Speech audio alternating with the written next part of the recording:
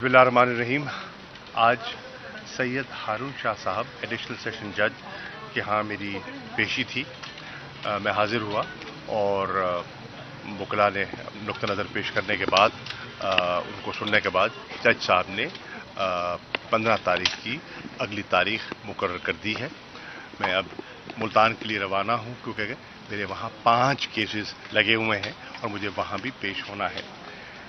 इस वक्त जिस मौजू पे मैं बात करना चाहता हूँ वो एक ऐसा मौजू है जिसने पूरी उम्मत मुसल्लमा की दिल आज़ारी की है, और वो है स्वीडन में जो कुरान शरीफ का जो एक दर्दनाक जो आपने अपनी स्क्रीन्स पे देखा, जिस तरह बेहुरमती की गई, जिस तरह आग लगाई गई। जी जी जी जी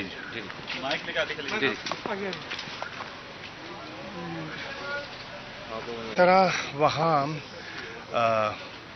कुरान शरीफ को जलाया गया, उससे पूरी आलम इस्लाम में एक इज़्तिराब की कैफियत है। आपको याद होगा कि ये जो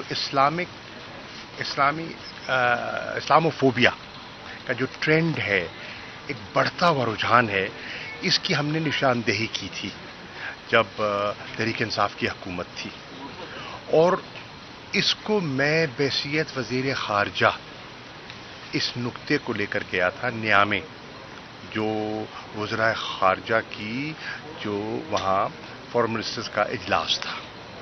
उस इजलास में मैंने इस ट्रेंड के बारे में दीगर वज़राए ख़ारजा को जो OIC के थे उन्हें आगाह किया, और उन्होंने मुझसे इत्तफ़ाक़ किया कि इस पर हमारा एक मुश्तरका लायअमल होना चाहिए।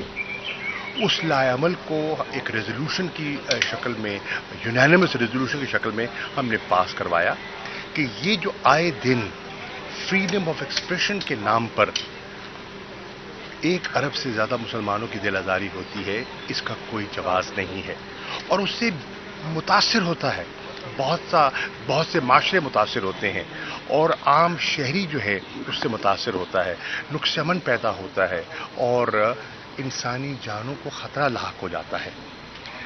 मामला अक़वाम मुत्तहिदा तक गया, वहाँ कंसेंसस बिल्ड करने की हमने कोशिश की, और पाकिस्तान ने अल्हम्दुलिल्लाह उस वक़्त एक कलीदी किरदार अदा किया।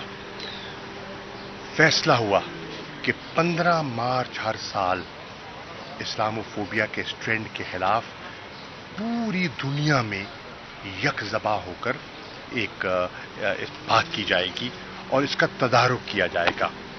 मुझे खुशी है कि OIC के हंगामी इजलास में इस पर गौर व खौस भी हुआ और एक मुज़म्मती करारदाद भी सामने आई, लेकिन करारदाद जो कि बहुत अहम है, नाकाफ़ी है।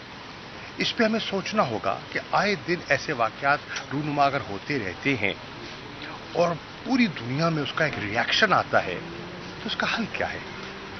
इंटरनेशनल लॉ क्या कहता है? अगर कानून साजी दरकार है तो क्या होनी चाहिए? हम ये नहीं कहते कि इजहार राय पर कदगन हो, लेकिन उसकी हदूद व क़यूद का तयन होना चाहिए। इजहार राय का मैं ख्वाहिशमंद हूँ, लेकिन इजहार राय जो किसी की दिल आज़ारी करे और किसी की जान को ख़तरे से दो चार कर दे, ये कैसा इजहार राय है?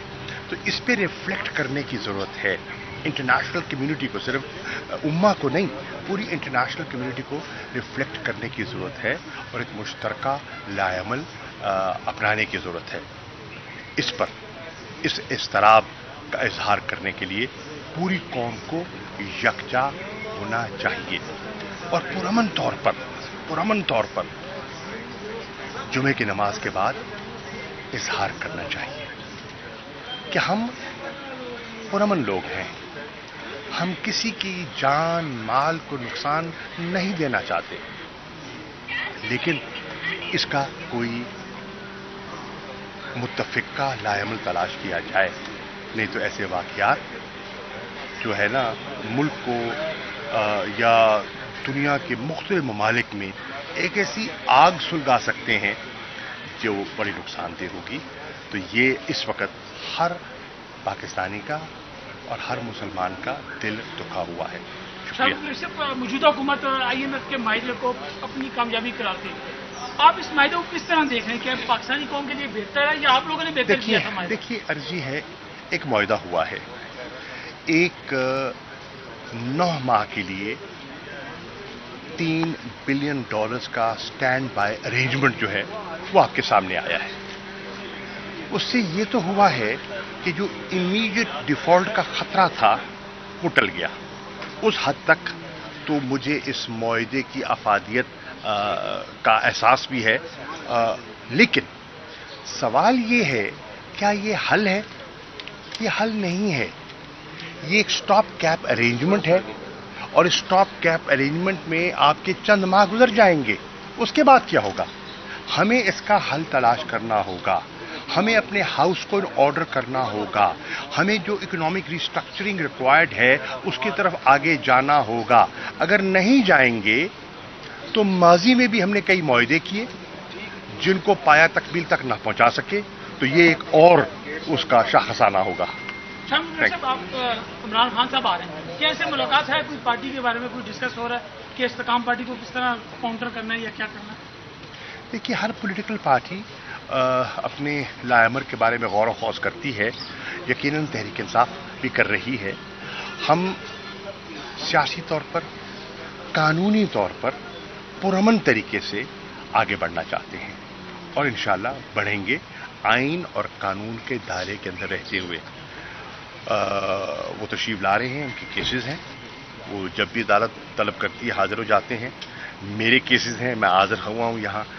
ملتان کل 5 کیسز ہیں، مجھے وہاں حاضر ہونا ہے، اور وہاں